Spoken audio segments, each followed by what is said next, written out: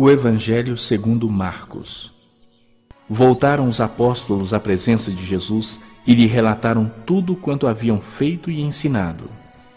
E ele lhes disse: Vinde repousar um pouco à parte num lugar deserto, porque eles não tinham tempo nem para comer, visto serem numerosos os que iam e vinham. Então foram sós no barco para um lugar solitário. Muitos, porém, os viram partir e, reconhecendo-os, correram para lá a pé de todas as cidades e chegaram antes deles. Ao desembarcar, viu Jesus uma grande multidão e compadeceu-se deles, porque eram como ovelhas que não têm pastor. E passou a ensinar-lhes muitas coisas. Em declinando a tarde, vieram os discípulos a Jesus e lhe disseram: É deserto este lugar e já avançada a hora. Despede-os para que, passando pelos campos ao redor e pelas aldeias, comprem para si o que comer. Porém, ele lhes respondeu: Dai-lhes vós mesmos de comer. Disseram-lhe: Iremos comprar 200 denários de pão para lhes dar de comer? E ele lhes disse: Quantos pães tendes? Ide ver. E sabendo eles, responderam: 5 pães e 2 peixes. Então Jesus lhes ordenou que todos se assentassem em grupos sobre a relva verde. E o fizeram repartindo-se em grupos de 100 em 100 e de 50 em 50. Tomando ele os 5 pães e os 2 peixes, erguendo os olhos ao céu, os abençoou. E partindo os pães, deu-os aos discípulos para que os distribuíssem. E por todos repartiu também os 2 peixes. Todos comeram e se fartaram. E ainda recolheram 12 cestos cheios de pedaços de pão e de peixe. Os que comeram dos pães eram 5.000 homens. Logo a seguir, compeliu Jesus os seus discípulos a embarcar e passar adiante para o outro lado, a Betsaida, enquanto ele despedia a multidão. E tendo-os despedido, subiu ao monte para orar. Ao cair da tarde, estava o barco no meio do mar e ele sozinho em terra. E vendo-os em dificuldade a remar, porque o vento lhes era contrário, por volta da 4ª vigília da noite, veio ter com eles, andando por sobre o mar, e queria tomar-lhes a dianteira. Eles, porém, vendo-o andar sobre o mar, pensaram tratar-se de um fantasma e gritaram, pois todos ficaram aterrados à vista dele. Mas logo lhes falou e disse: Tende bom ânimo, sou eu, não temais. E subiu para o barco para estar com eles, e o vento cessou. Ficaram entre si atônitos, porque não haviam compreendido o milagre dos pães. Antes, o seu coração estava endurecido. Estando já no outro lado, chegaram à terra em Genezaré, onde aportaram. Saindo eles do barco, logo o povo reconheceu Jesus. E percorrendo toda aquela região, traziam em leitos os enfermos para onde ouviam que ele estava. Onde quer que ele entrasse nas aldeias, cidades ou campos, punham os enfermos nas praças, rogando-lhe que os deixasse tocar ao menos na orla da sua veste. E quantos a tocavam, saíam curados.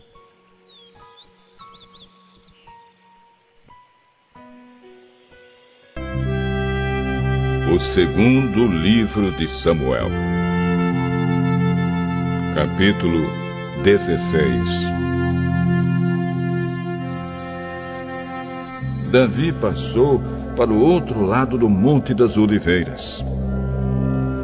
E ali se encontrou, de repente, com Ziba, o empregado de Mefibosete.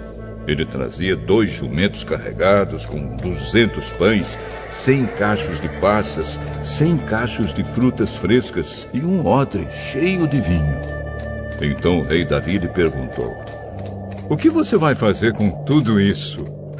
Os jumentos são para a família do rei montar, o pão e as frutas para os homens comerem, e o vinho é para eles beberem quando ficarem cansados no deserto. Onde está Mefibosete, o neto do seu patrão Saul? Ele ficou em Jerusalém porque está convencido de que agora os israelitas vão devolver a ele o reino do seu avô Saul.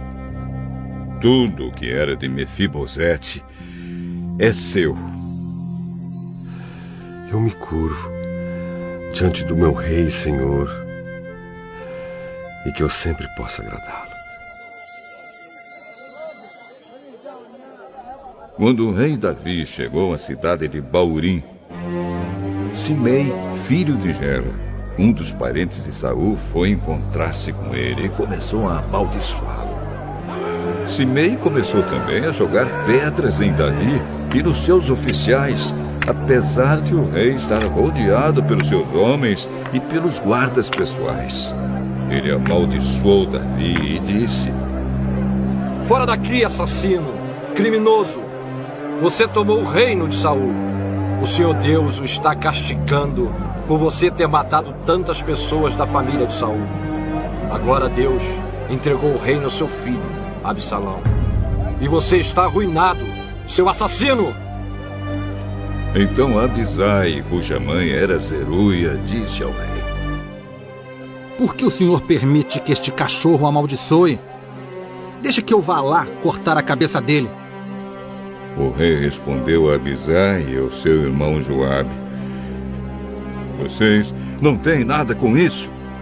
Se foi o Senhor Deus quem mandou que este homem me amaldiçoasse, quem tem o direito de perguntar por que é que ele está fazendo isso? E Davi disse a Abisai e a todos os seus oficiais: Se o meu próprio filho está tentando me matar, por que eu ficaria admirado se este membro da tribo de Benjamim quisesse fazer o mesmo? Deixem esse homem em paz. Deixem que ele amaldiçoe, porque foi o Senhor quem o mandou fazer isso. Pode ser que o Senhor olhe para minha aflição e me dê algumas bênçãos em lugar destas maldições.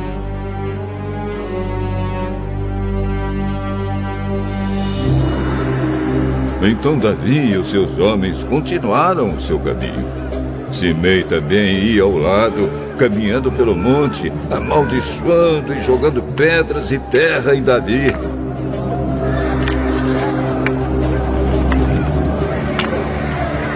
O rei e todos os seus homens chegaram muito cansados ao Rio Jordão e descansaram ali.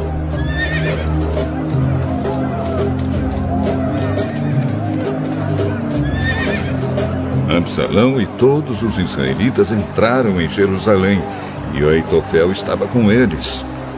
Quando Uzai, o amigo fiel de Davi, encontrou Absalão, gritou: Viva o rei! Viva o rei! E Absalão perguntou: Onde está a sua fidelidade ao seu amigo? Por que você não foi com ele? Como é que eu poderia fazer isso? Eu sou a favor daquele que foi escolhido por Deus, o Senhor, por este povo e por todos os israelitas. Eu ficarei com o Senhor. Afinal de contas, a quem eu deveria servir? A não ser o filho do meu chefe. Assim como servi o seu pai, eu agora o servirei.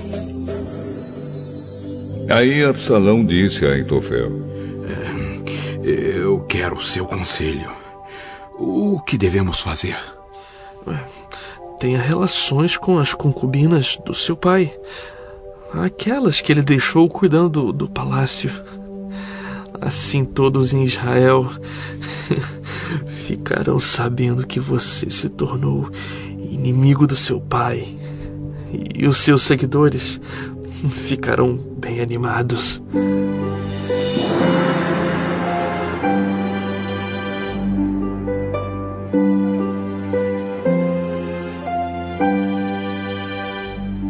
Então armaram uma barraca para Absalão no terraço do palácio. E ali, na frente de todos, ele teve relações com as concubinas do seu pai. Naquela época, os conselhos que Aitofel dava eram seguidos como se fossem a própria palavra de Deus. Tanto Davi como Absalão os seguiam.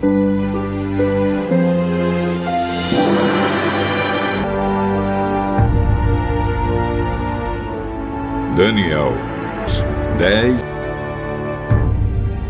Durante o 3º ano de Ciro como rei da Pérsia, eu, Daniel, também chamado de Beltesazar, recebi uma mensagem de Deus.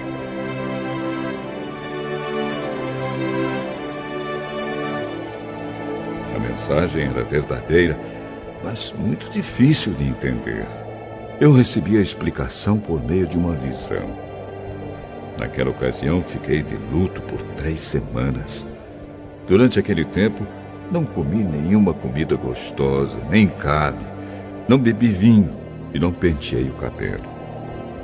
No dia 24 do 1º mês do ano, eu estava na beira do grande rio Tigre, quando, de repente,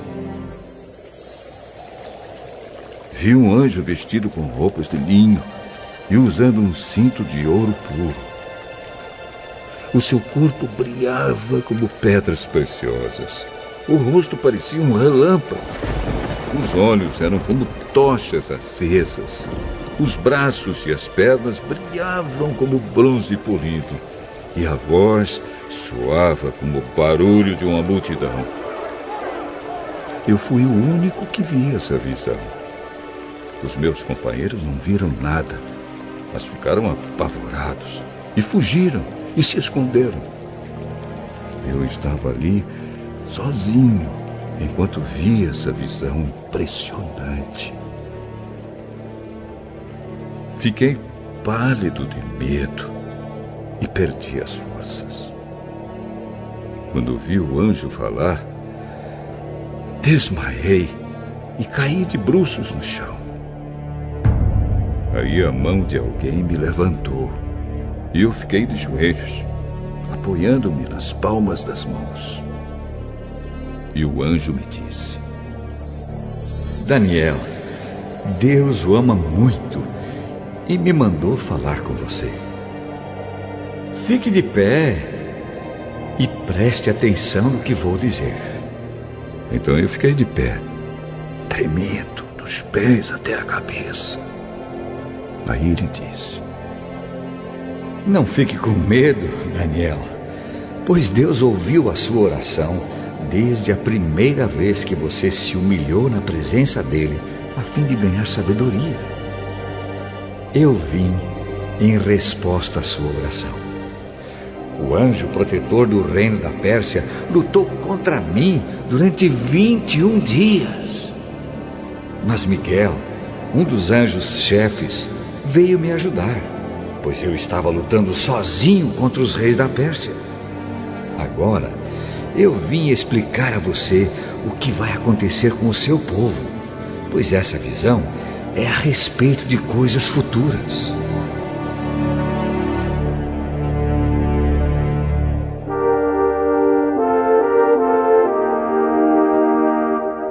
Enquanto ele me dizia isso, eu fiquei calado, olhando para o chão.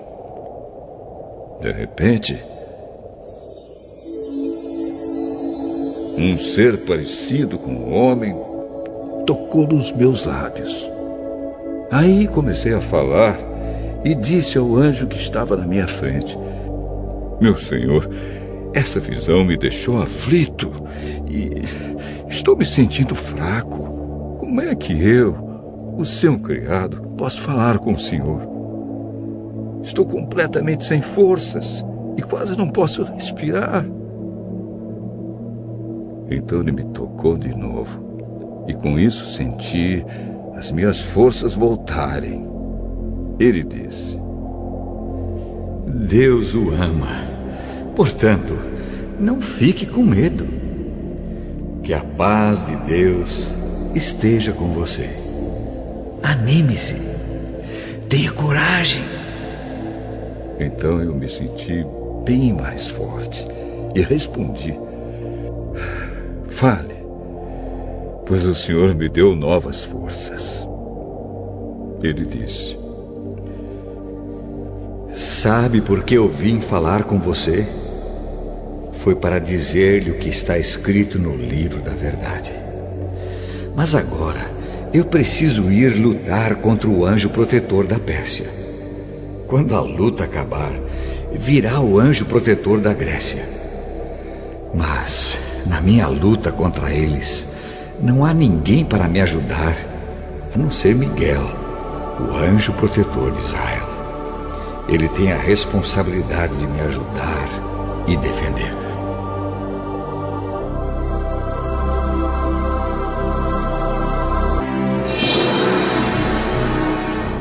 Daniel, capítulo 11.